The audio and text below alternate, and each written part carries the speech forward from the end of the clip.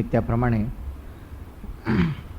परमहंस परिव्राजकाचार्य श्रीमद वासुदेवानंद सरस्वती स्वामी महाराज आणि गुरुतत्वाशी एकरूप झालेल्या ज्ञात आणि अज्ञात व्यक्ती आणि शक्ती यांचं पुण्यस्मरण करू.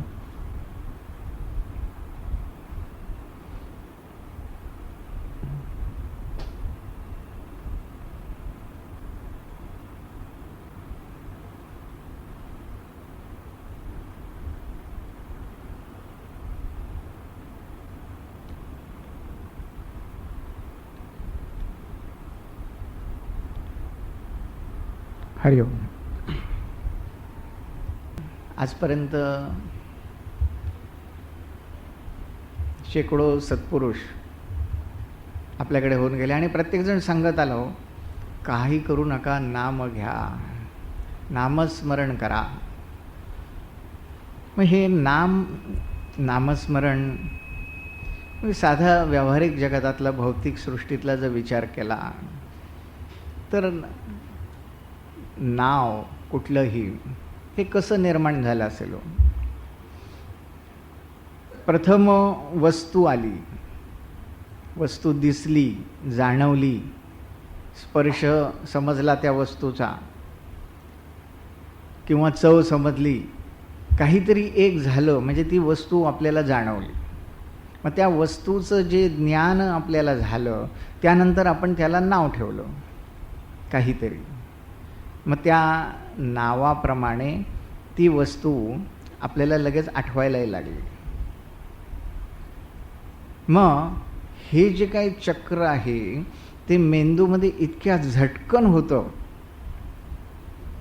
की आंबा म्हटल्याबरोबर सगळं जे काय आहे मेंदूत चक्र पूर्ण होतं. मग जिभेला पाणीही सुटतं, हापूसचा आंबा काय छान लागतो म्हणतात. म्हणजे आंबा हा शब्द उच्चारल्यानंतर हे जे काही चक्र मेंदूमध्ये होतं त्यांनी काय काय क्रिया घडत असतील असा एक आपण विचार केला पाहिजे की काय काय होत असेल. मग ज्या अर्थी नाम दिलं गेलं त्या अर्थी तिथे आकार आहे, रूप आहे, त्याचा स्पर्श आहे किंवा त्याची चव आहे, काहीतरी आहे आणि मग त्याला नाम दिलं गेलं. मग आज या संस्कृतीमध्ये शेकडो सत्पुरुष निर्माण झाले. प्रत्येकाने निरनिराळी नामं दिली. मग कोणी सांगितलं श्रीराम जयराम जय जयराम म्हणा, कोणी सांगितलं नमो भगवते वासुदेवाय, कोणी सांगितलं नमो गुरुवे वासुदेवाय करा, कोणी आणखी कृष्णाचं नाव सांगितलं, कोणी देवीची सांगितली, कोणी आणखी काही नाना प्रकारची नामं सांगितली. मग ह्याच्यामध्ये मतभेद होण्यासारखं काही आहे का? तर कित्येक वेळेला अट्टाग्रहाने भक्त दुसऱ्याला कमी लेखत असतात आणि आपण कोणीतरी आपला पंथ किंवा आपलं नाम हे श्रेष्ठ आहे असं कुठेतरी वादविवाद घालत बसतात. तर तसं काही नाही आहे. एक लक्षात घ्या, मातीचा घट आहे.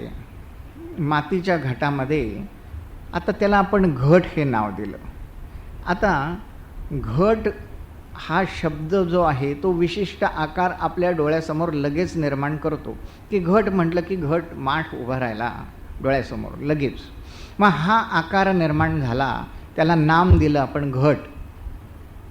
आता घट हा शब्द जर काढून टाकला, त्याचा आकारही काढून टाकला तर काय शिल्लक राहिलं? माती शिल्लक राहिली. मग त्याला आपण म्हणतो माती. आता हाच विचार वेगळ्या पद्धतीने आपल्याला करता येईल, थोड्याशा वेगळ्या पद्धतीने. अतिशय उत्तम कापड बाजारातनं आणलं, अगदी तलम वस्त्र आणलं, मग त्याचा छानपैकी आपण सदरा शिवला. सदरा याचा अर्थ शर्ट, कारण सदरा हा शब्द आता कालबाह्य झाला आहे. शर्ट सगळ्यांना लगेच समजतं की शर्ट म्हटल्याबरोबर आकार बरोबर डोळ्यासमोर येणार, की शर्ट शिवला.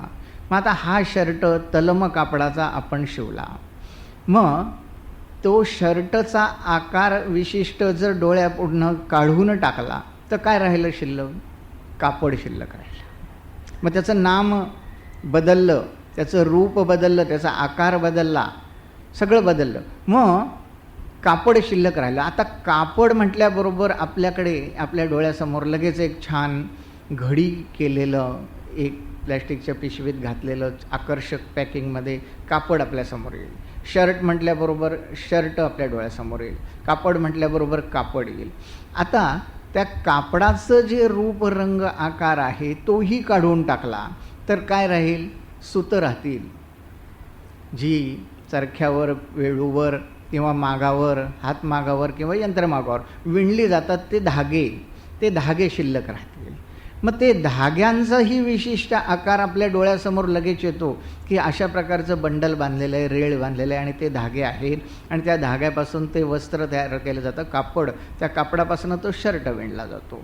मग आता त्या धाग्यांचा रूप, रंग, आकार तोही डोळ्यापुढनं काढून टाकला तर काय राहील? कापूस शिल्लक राहील की कापूस आहे त्याच्यापासून हे सगळं बनलं. मग त्या कापूस हा जो आकार किंवा रंग येतो की पांढऱ्या शुभ्र रंगाचं छान कापसाची गासडी आपल्या हातात आहे. मग कापूस म्हटल्याबरोबर ते डोळ्यासमोर आलं. मग हा कापूस कुठून निर्माण झाला? तोही मातीतूनच निर्माण झाला. म्हणजे एक माती मूळ जी असलेली तिने घटही निर्माण केला, कापूसही निर्माण केला, शर्टही निर्माण केला किंवा आणखी आपल्याला जे जे आवश्यक होतं ते सगळं निर्माण केलं. त्या मातीतून निर्माण झालं. विशिष्ट प्रकारचं चांगलं 22 कॅरेट 24 कॅरेटचं सोनं.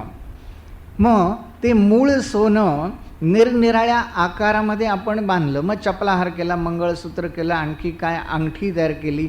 मग हा प्रत्येक नाम जेव्हा आपण घेतो की मी अंगठी घातली आहे, आपण असं म्हणतो का मी सोनं घातलं आहे, अंगठी घातली, मी छान बाजूबंद घातला आहे, कंबरपट्टा घातला आहे. मग ह्या सगळ्याला मूळ आधार जर कोणाचा असेल तर सुवर्णाचा आहे किंवा तिथे जो धातू वापरला आहे त्याचा आधार आहे. मग तो धातू कुठून निर्माण झाला? तोही परत मातीतूनच आला. म्हणजे सगळ्याला मूळ अधिष्ठान जे आहे ती माती आहे. हे तिथे लक्षात घ्यायला पाहिजे की मूळ अधिष्ठान काय आहे? तर माती. मग या मातीतून सगळं निर्माण झालं. मग आपल्याला काही गोष्टी आकर्षक वाटोत अथवा अनाकर्षक वाटोत, ते सगळं तिथून निर्माण झालं. मग आपण असं विचार केला की काही नाही मी मातीचे दागिने आता करून घालणार आहे, तर चालेल का हो? नाही चालणार. नाही, ह्याचं कारण का? ती जो मनाचा खेळ तयार झालेला आहे आपल्या डोक्यामध्ये, मेंदूमध्ये की नाही मातीचे दागिने काही कोणी घालत नाहीत, असं असे काही कोणी घालतात का? अरे मग कोणी नीट जरी समजावून सांगितलं की नाही अरे ते सगळं सोनं बिनं त्या मातीतूनच आलं आहे, तर सोनं कशाला घालतो? मातीच घाल ना. लोक वेड्यात काढतील, म्हणतील काय वेळ लागले या माणसाला, माती घालायला सांगतोय अंगावर किंवा दगड घालायला सांगतोय मातीचे. मग त्याला सगळ्याला आधार जो आहे तर ती माती ही आहे. मग ह्या मातीतून निर्माण झालेले असंख्य पदार्थ, काही आवडतात काही नावडतात, हा सगळा आपल्या मनाचा खेळ.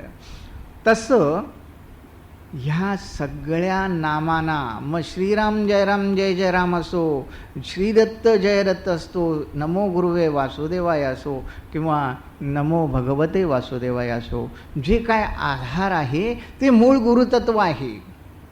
मग जो सत्पुरुष नाम देतो, मंत्र देतो, त्याचं सबंध चैतन्य त्या नामाच्या पाठीमागे, मंत्राच्या पाठीमागे तिथे लागलेलं असतं. मग कोणी म्हणेल नाम एकच आहे, म्हणणारी तोंड ही जवळजवळ सारखी आहे, सगळ्यांना 2 कान आहेत, 2 डोळे आहेत, 1 जीभ आहे. मग त्या नामाचं किंवा त्या मंत्राचं फळ मिळायला कमी जास्त उशीर किंवा अगदी लवकर असं का होत असतं बरं? तर त्याला आपल्याकडे अध्यात्मामध्ये दृष्ट फळं आणि अदृष्ट फळं अशी नावं दिलेली आहेत. म्हणजे कसं आहे बघा, काही क्रिया अशा असतात की त्याचं फळ तात्काळ मिळतं. मग आपल्याला खूप भूक लागलेली आहे, त्या भुकेमुळे आपण व्याकुळ झालेला आहात. मग जर क्रिया आपण भोजनाची केली स्वतः तर काय होतं? तात्काळ तृप्ती मिळते. म्हणजे फळ तात्काळ मिळालं की माझा अतिशय तृप्त वाटला. आपण म्हणतो आज अगदी शांत झालं पोट माझं, अगदी भरपूर छान जेवलो, पंचपक्वान्न खाल्ली. म्हणजे कसं झालं? फळ ताबडतोब मिळालं. मग एवढं व्याकुळ जेव्हा जेवणासाठी आपण होतो, भोजनासाठी होतो, तेव्हा काय होतं, तृप्तीचं फळ आपल्याला मिळतं. मग तेवढं व्याकुळ जर आपण त्या सद्गुरूसाठी झालो, ईश्वरासाठी झालो आणि ते नाम घेतलं रूपासह, तर त्याचं फळही ताबडतोब मिळतं. पण तसं होताना आढळत नाही. मग प्रत्येकाला का मिळत नाही? कारण अदृष्ट क्रिया ही तिथे केली जाते.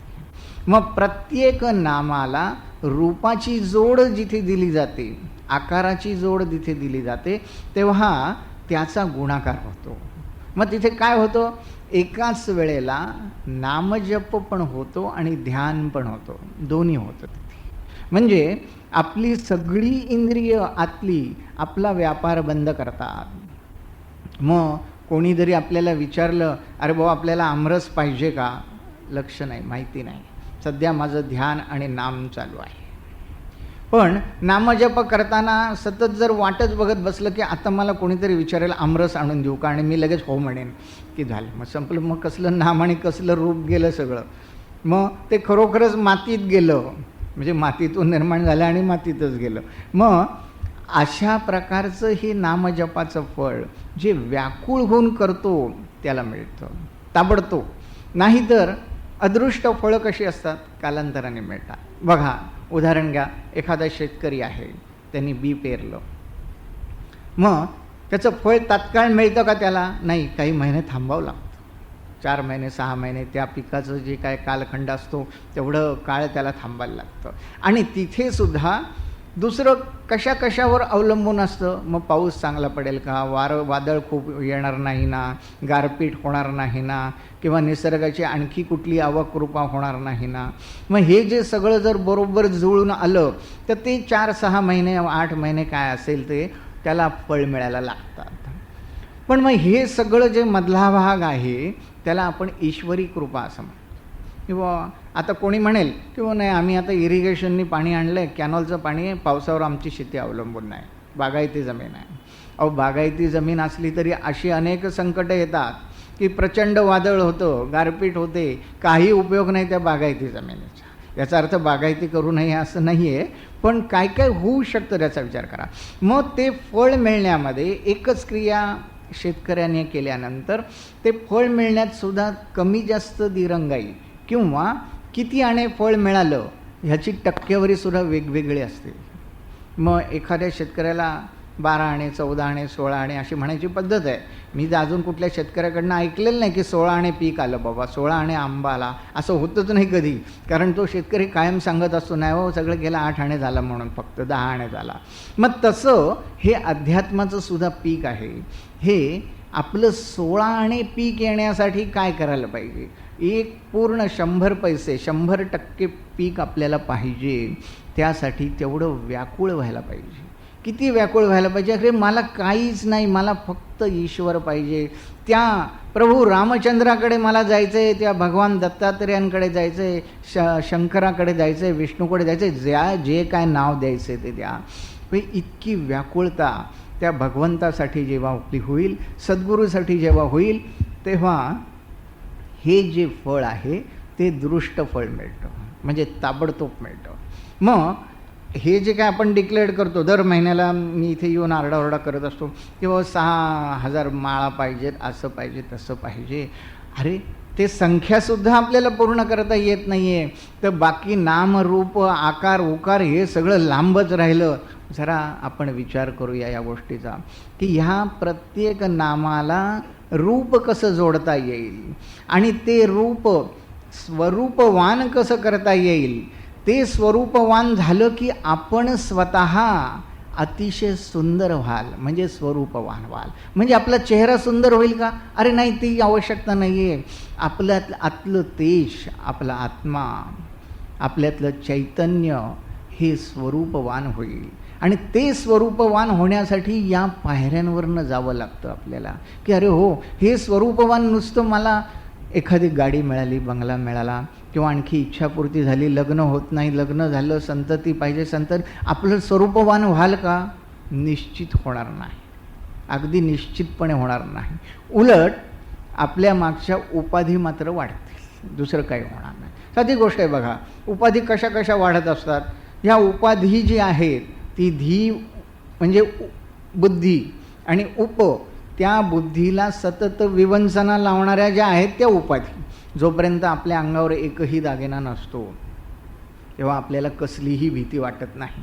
मी कुठूनही कसाही कुठेही जाऊ, तो रेल्वेत जाऊ, बैलगाडीने जाऊ, मला काय भीती, माझ्या अंगावर काहीच नाही, पाकिट आहे ते काही नाही, नेणार काय कोण माझ्याकडे, उलटं तोच देऊन जाईल असंच मनामध्ये भावना असते की ह्याच्याकडे काहीच दिसत नाही, आपणच देऊन जावं याला.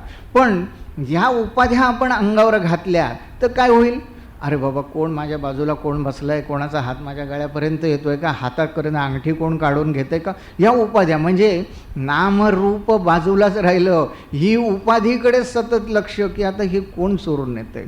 तर ह्या उपाध्या ज्या आहेत त्याही जाणीवपूर्वक काढून टाकल्या पाहिजेत की नको, ही उपाधी कशा करता पाहिजे हो, काय जरूर लागली ही उपाधी ठेवायची अंगावर, काही जरूर नाही कुठल्याही उपाधीची.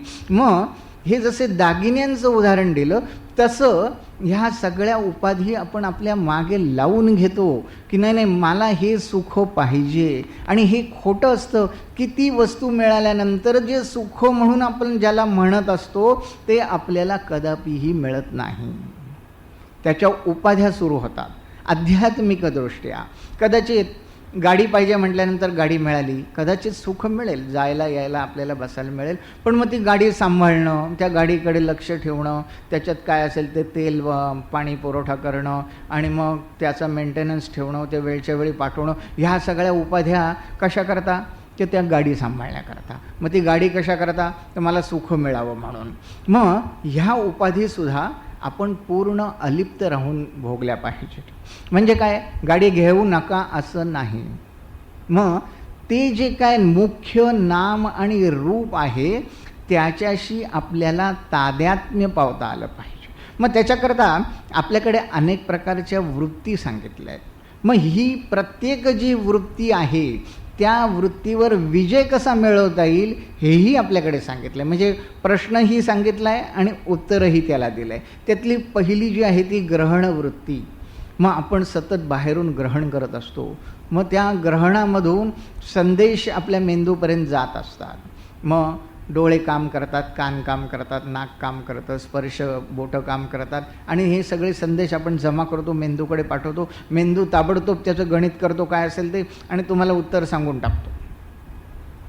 मग ही वस्तू चांगली आहे का वाईट आहे, मग ती घ्यावी का घेऊ नये, ती तुला लाभदायक आहे का नाही, ह्याचं आपल्या बुद्धिप्रामाण्यानुसार तो मेंदू मानवाचा त्याला उत्तर देऊन टाकतो. ही जी आहे ही ग्रहण वृत्ती.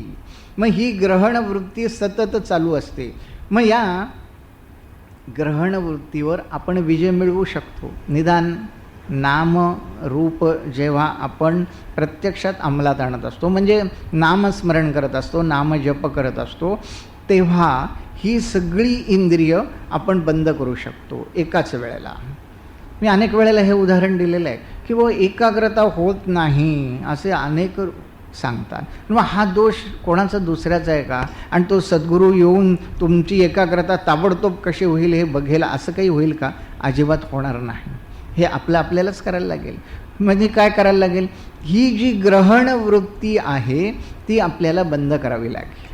आपण एकाच वेळेला हे सगळं करू शकतो, त्यात अवघड काहीच नाही आहे. कित्येक वेळेला आपल्याला न आवडणारी गोष्ट आपण ऐकत नाही, न आवडणारी गोष्ट आपण पाहत नाही. मग कित्येक वेळेला आपण डोळे पाहत असतात पण संदेश आपल्या अंतर्मनापर्यंत पोचत नाही. मग का असं होतं, ह्याचं कारण मनाचा पक्का निश्चय असतो की हे मला बघायचं नाही, हे मला ऐकायचं नाही, मला दुसरंच काहीतरी ऐकायचं आहे आणि दुसराच विचार काहीतरी चालू असतो मेंदूमध्ये. आणि त्या विचारावर तादात्म्य झाल्यामुळे, एकाग्रता झाल्यामुळे आपण काय ऐकतोय काय पाहतोय हे आपल्याला समजत नाही. तसं जर नाम रूप ध्यान करताना जर आपल्याला करता आलं तर किती बहार होते. आपण 10 मिनटं करून बघा फक्त. म्हणावं हे नमो गुरुवे वासुदेवाय, आणि त्या वासुदेवाचं रूप आठवा, त्या वासुदेवाचं चरित्र आठवा हा वासुदेव आणि तो महाविष्णू वासुदेव ह्याच्यातही फरक नाही. ते सगळं नामही तेच आहे, रूपही तेच आहे, काही फरक नाही. त्याच्याशी पूर्ण तादात्म्य होऊन जा. म्हणजे काय होईल? अहो तात्काळ फळ मिळेल, तात्काळ. जसं मगाशी सांगितलं, जेवण झाल्यानंतर तृप्तीची ढेकर आली, तात्काळ फळ मिळालं. ती क्रिया जशी सामान्यपणे झाली, निरलसपणे झाली, कारण का ती व्याकुळता तिथे होती की मला भूक लागलेली आहे, मला आत्ता जेवायला पाहिजे, काय वाटेल ते करा, मग वडापाव घेऊन गाडीवर जाऊन खाईन पण माझं पोट भरेल. ही जेव्हा व्याकुळता येते तेव्हा त्याला फळ मिळतं, पोट भरून जातं. एवढी व्याकुळता आणूया हो आपण. नुसते 6000 माळा तर करायचेच आहेत. ती व्याकुळता, तल्लीनता त्या सद्गुरूच्या सांगण्याप्रमाणे बरोबर करा. बस काही दुसरं राहणार नाही जीवनामध्ये. इतका प्रचंड आनंद मिळेल. प्रचंड हा शब्द सुद्धा तोकडा आहे तिथे. अणु रेणुयान तोकडा तुका आकाशा एवढा. तो आकाशा एवढा होऊन जाल प्रत्येक जण, त्याच्यामध्ये काहीच फरक राहणार नाही. मग त्याच्यासाठी आपल्याला एक तर अणु व्हावं लागेल, नाहीतर प्रचंड व्हावं लागेल. म्हणजे 2 प्रकारे हे नाम आणि रूप याच्यावर ध्यान आपल्याला करता येतं. एक म्हणजे आपण इतकी शरणागती आणायची की बस त्या वासुदेवाशिवाय मलाकडे काही नाही. पूर्ण शरणागती म्हणजे आपण अणु एवढं व्हायचं. मग हे अणु एवढं होताना पूर्ण निर्लसता, पूर्ण शरणागती तिथे आवश्यक. नाहीतर काय व्हावं लागतं? नाहीतर रावणासारखं व्हावं लागतं. मी प्रचंड मोठा आहे, श्रीराम वगैरे माझ्यासमोर काही नाही, मी त्या श्रीरामालाही खलास करून टाक. म्हणजे रामापेक्षाही तो मोठा स्वतःला समजत होता. मग अणुरेणुयान आणि महतो महियान असं त्याला म्हटलंय. मग महतो महियान तरी होता आलं पाहिजे. मग मधली जी अवस्था आहे, धर अणुरेणू पण नाही आणि धर रावण पण होता येत नाही, ती अतिशय घातक आहे. ती आपल्याला या जन्मातून त्या जन्मात, त्या जन्मातून त्या जन्मात घेऊन जात असते. मग आपण खरोखर आपल्या सद्गुरूसमोर अणु एवढं होता निश्चित येईल. कारण महतो महियान होणारे फार कमी हो, फार अवघड आहे. त्या रावणासारखं होणंही फार अवघड आहे, अतिशय अवघड आहे. मग क्षुल्लक होणं सोपं आहे. मग ते क्षुल्लक आपण होऊन जेव्हा या नामरूपावर एकाग्रता करू, मग हे क्षुल्लक कधी कधी होता येईल. अगदी सोपी पद्धत आहे. मी काहीच करत नाही, करतो तो माझा सद्गुरू करतो, करतो तो भगवंत करतो, करतो तो ईश्वर करतो. माझं काहीच नाही इथे, सगळं चाललंय ते त्याच्याच कृपेने. प्रयत्न सगळे आपण करायचे, क्रिया सगळ्या आपण स्वतः करायच्या, पण त्याचं फळ मात्र त्या सद्गुरूला देऊन टाकायचं, त्या ईश्वरावर सोडून द्यायचं. मग मी अमुक केल्यानंतर मला अमुक फळ का मिळालं नाही ह्याची विवंचना आपण करायचं कारणच नाही. करणारा तो करेल काय फळ द्यायचं आणि काय नाही. आपण फक्त प्रयत्न चालू ठेवायचे, आपण फक्त नाम रूपावर एकाग्रता करायची. फळ कसं आणि कधी, ताबडतोब द्यायचं का कालांतराने द्यायचं, हेही तो ठरवेल. आपण तेवढं व्याकुळ झालात, ताबडतोब मिळेल. एक लक्षात घ्या की निसर्ग कोणाचंही कर्ज कधीही ठेवत नाही. निसर्ग याचा अर्थ मला ईश्वर अभिप्रेत आहे. तो निसर्ग हा सुद्धा ईश्वरच आहे. तो ईश्वर किंवा भगवंत किंवा सद्गुरू हा कोणाचंही कर्ज कधीही ठेवत नाही. मग आपण ज्या प्रमाणात तप कराल, ज्या प्रमाणात अणुरेणुयान व्हाल, त्या प्रमाणात तो ताबडतोब फळ द्यायला सिद्ध असतो.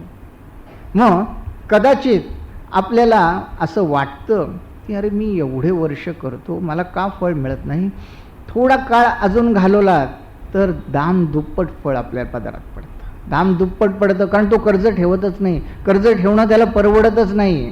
कोणाचंही कर्ज ठेवणं परवडणार नाही. मग आत्ता भाकरी पाहिजे का कालांतराने बासुंदी पाहिजे, हे मात्र आपण ठरवायचं असतं. की मग कालांतर लागलं मला नक्की बासुंदी मिळणार, अतिशय उत्तम रबडी आपल्याला खायला मिळेल, बस हे नक्की ठरवा त्याच्यात. की कालांतर लागलं आहे ना, हरकत नाही, अतिशय उत्तम पीक येईल अध्यात्माचं आणि तेच आणायचं. पण हे अणुरेणुयान होताना जी काय बारीक सारीक अहंकाराच्या वृत्ती असतात त्यासुद्धा काढून टाकता आल्या पाहिजे. पूर्वी मी एक गोष्ट सांगितलेली मला आठवते.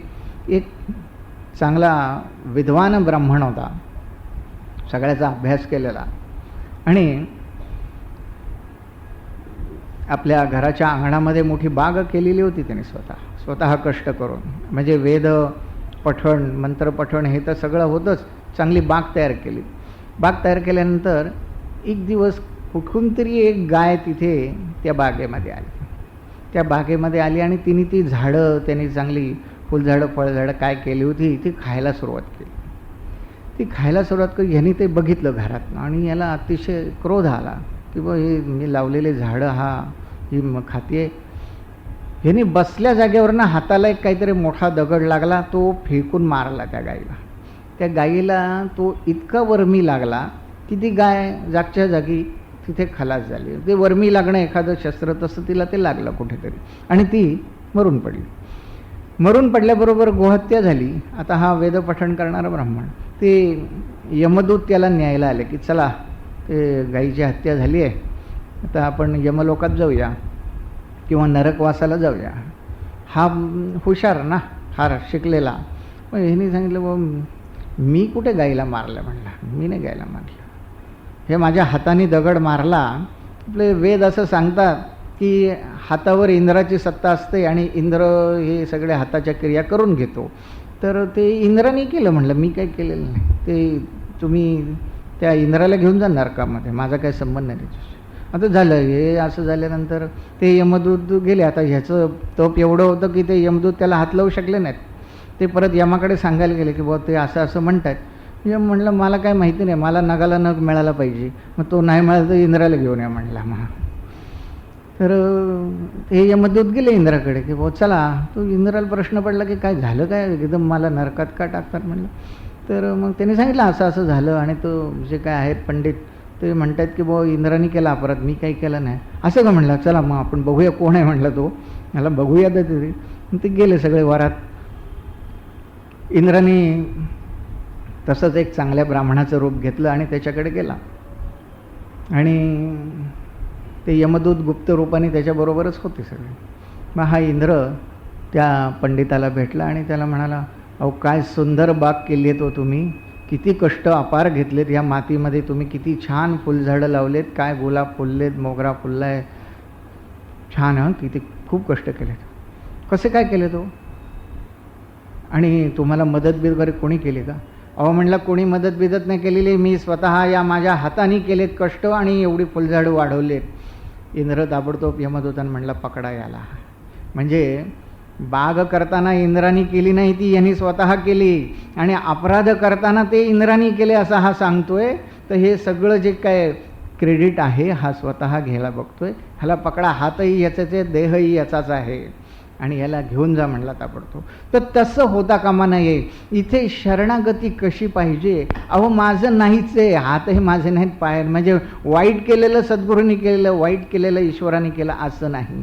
जे जे सगळं केलेलं आहे त्या भगवंतानीच केलं आहे, त्या ईश्वराने केलेलं आहे, मी काहीच करत नाही. असं होऊन जेव्हा त्या नाम घेत त्या रूपावर आपण एकाग्रता करू तेव्हा अजिबात विलंब लागणार नाही, काळ अजिबात मध्ये जाणार नाही. तत्क्षणी आपल्याला फळ मिळेल आणि ते फळ एवढं आनंददायक असेल की त्याच्यासमोर या जडसृष्टीतले सर्व प्रकारचे आनंद आपल्याला अगदी काष्ठवत वाटायला लागतील, गवतासारखे वासायला लागतील की आहे काय, हे कसला आनंद आहे. तो आनंद एकदा मिळाल्यानंतर दुसऱ्या कुठल्या आनंदाची आपल्याला भूकच राहणार नाही. त्याच्या पलीकडे आपण जाऊया. नमो गुरुवे वासुदेवाय, त्या वासुदेवाशी सर्व प्रकारे आपण एकरूप होऊया. म्हणजे काय होईल, अरे सर्वस्व मिळेल. निदान काहीतरी चांगला संकल्प करा की 6000 माळा मला रोज पाहिजेत. किती जास्त आहे का हो. आपण जर 400-300 माणसांनी जर ठरवलं की रोज एवढं नाम रूप घ्यायचं, त्या रूपाशी तादात्म्य पाहायचं, ते नाम घेत राहायचं आणि सोपं आहे हो. एखादा असा शब्द जर आपण उच्चारला की ज्याला अर्थ शून्य आहे तर त्याच्यातनं काही निष्पन्न होणार नाही. मागे मी अनेक वेळा सांगितलंय. अगदी अजुई असा कुठला तरी शब्द, अजुई, अजुई म्हणाला काय प्रकार आहे, काही नामरूप आपल्या समोर येत नाही. पण हा शब्द असा आहे का की अरे नमो गुरुवे वासुदेवाय, त्या वासुदेवाशी मी पूर्ण शरण आहे, ही खरोखर शरणागती अंगामध्ये भिनवून ते नाम जर आपण घेतलं, मग वासुदेवाचं रूप कुठलंही असो आपल्याला आवडीचं, ते जर घेत राहिलात तर बस तो श्रेष्ठ आनंद आपल्याला निश्चित मिळेल.